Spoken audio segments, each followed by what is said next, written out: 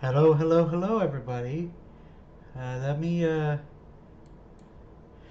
transition once before, uh, everything. But welcome to the newest episode of NFL 101. And one more transition. Uh, let's see. Football. There it is. One more transition. Sorry, guys. Anyway, welcome to NFL 101, as I said before. This is the series of videos on the channel where me or Nathan will try and explain some of the stuff and you really some of the rules and regulations of the NFL and some of the other stuff surrounding the NFL that you guys might not understand. So let me pull up my notes real quick and I'll tell you what we're talking about. In this episode, we are talking about something else that I've mentioned briefly before. We are talking about the rule changes that happen sometimes in the NFL. Um, Now, when a rule change happens in the NFL, it usually happens during the off season, and it is usually a reactive change to something that happened during the NFL season. Now, there's another type of rule change that does happen. It is a proactive change that happens. You know that the NFL owners, and yes, they are the people who usually decide the rules. They get together. They have an off-season meeting, and they get together and discuss the NFL rules and discuss other parts of the NFL that might look different. And they get the budget for the year. It's basically an executive meeting of the company that is the NFL. And what happen? One thing that does happen is rule changes for the games. Now, as I said before, there are two types: proactive rule changes and reactive rule changes. Proactive rule changes is there's something that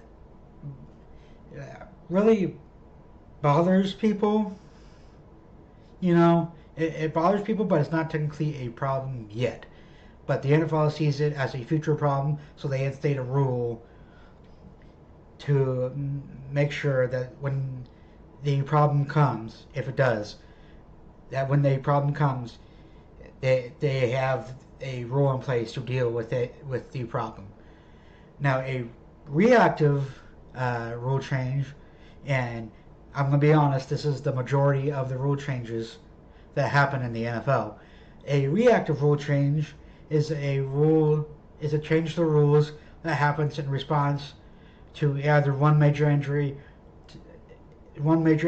of a major player in the NFL, or a series of injuries that happens during the season to several NFL players. One example of this is the hip drop tackle rule change that happened this offseason in the NFL. And if you don't know what a hip drop tackle is, it's a type of tackle that defenders use to bring down receivers and running backs that has caused a lot of injuries in the NFL. Now, personally, if I could state a personal opinion about the hip drop tackle rule change, I don't think it's going to end up looking good for the NFL. But that's a topic for another day. Anyway, but like I said, the majority of NFL rule changes are reactive to something that happened during the previous NFL season.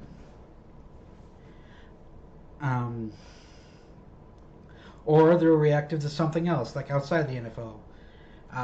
The other rule change that happened this offseason was the kickoff rule change, and that I think that was largely reactive. It was a mix of what they were reacting to. They were reacting to the UFL and seeing how great a success it was in that league, and two, People have been begging for to change the kickoff rules for the longest time because kickoffs have started to really just kind of drop off. Like kickoff returns have started to drop off over the last few years. So they changed the rule to be able to do to make it more effective. To they changed the rule to make kickoffs a little bit more interesting for the season. Now, um, what are the effects of these rule changes? Well, sometimes they introduce penalties like 5, 10, 15-yard penalties. Sometimes it's just, hey, we're trying to do a change in style here. Let's try and let's try do this change and see what happens in about this. And usually, so I guess there are really four types of rule changes. For three types of rule changes. I'm gonna add one. I didn't. I just now realized it in the middle of recording, y'all. So the third type of rule changes are experimental rule changes, and I think these are a mixture of the reactive and the proactive, where it's a minor problem and they're experimenting to see, they're throwing stuff at the wall and seeing what works and what sticks. So they're experimenting to see, okay, this type of tackle is a problem, or uh, this this this other thing is a minor problem. Let's see. Let's use this penalty to see if to see if it'll change the outcome of the game. Now, again, another result of these rule changes. There are several results of the rule changes. One is penalties. Number two is eventually the rule isn't as enforced as it could be, and one of the more famous calls that isn't as enforced as it could be is, of course, the holding call. Now, again, the if you ask a number of random NFL fans, there's going to be a split. I don't know exactly what that split is, but there's going to be a split of, holding should be called more and holding should be called less. And there's a lot of things that happen.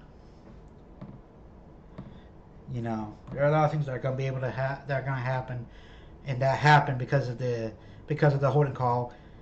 So there are a lot of people on either side of that. Now, on the other hand, there are some penalties that get called way too much. In my opinion, again, um, going into a bit of an opinion type in the middle of the episode. In my opinion, and a lot of other people's opinions, um, roughing the passer is a penalty that gets called a little bit too much, and there's a large. I'd say there's a large, in my opinion, again, there's a large majority of roughing the passer calls that have happened in the past that don't exactly add up, and I'm counting roughing the passer calls that benefit my team as well. Um, so you know, if you go back and watch like every roughing the passer call from this last season, there's a large majority of them that you'll say, poo poo on that. That's not really a good call in that situation. So eventually, calls like that you could calls like that start end up being getting relegated to like they're a part of the game, but we're not gonna call them as much as we could.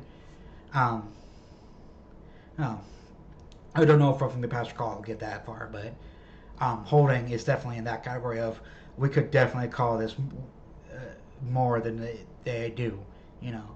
Um, and I've heard it said several times. I've said it myself several times to many people who don't understand the NFL.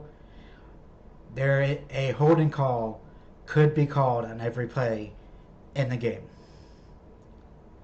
So, you know, sorry to get a bit, a bit in the opinion weeds there a little bit, but that's one result of the NFL rule changes that happens. Is it's There's a lot of calls that get ignored during the game, and there are a lot of calls that a lot of people think should be called more. Um, anyway, that's all I have for y'all. One more transition. If you like the video, like if you want to see more videos like this, subscribe. Um, if you want to support us and the channel and the podcast further, there should be a Patreon link in the description. Take a look at that if you want to. Now, one more transition, and I'll see you guys later.